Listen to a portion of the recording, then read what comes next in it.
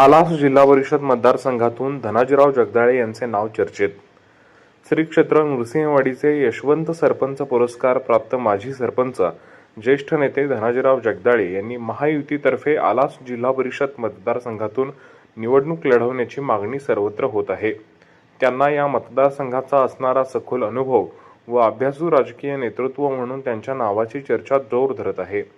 श्री क्षेत्र नृसिंहवाडी येथे 2028 साली होणाऱ्या कन्यागत महापर्वकाळ सोहळ्याच्या पार्श्वभूमीवर त्यांना उमेदवारी मिळाल्यास आमदार राजेंद्र पाटील यड्रावकर व खासदार धैर्यशील माने यांच्या माध्यमातून परिसराचा कायापालट करण्याचा दृढ निर्धार त्यांनी व्यक्त केला आहे।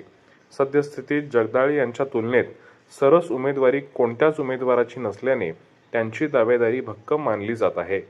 धनाजीराव जगदाळे यांच्या पत्नी धनश्री जगदाळे यांनी यापूर्वी या मतदारसंघाचे प्रतिनिधित्व केले आहे।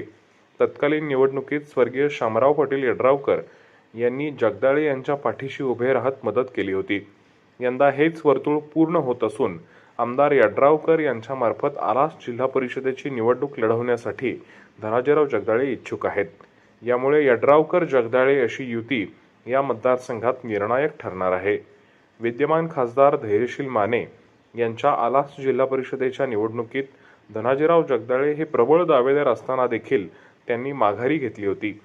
या निवडणुकीनंतर सर्वसाधारण आरक्षण प्रथमच आल्याने खासदार धैर्यशील माने यांना धनाजीराव जगदाळे यांनी केलेल्या त्यागाची पोहोच देण्याची संधी मिळाली असल्याची चर्चा कार्यकर्त्यांमध्ये आहे।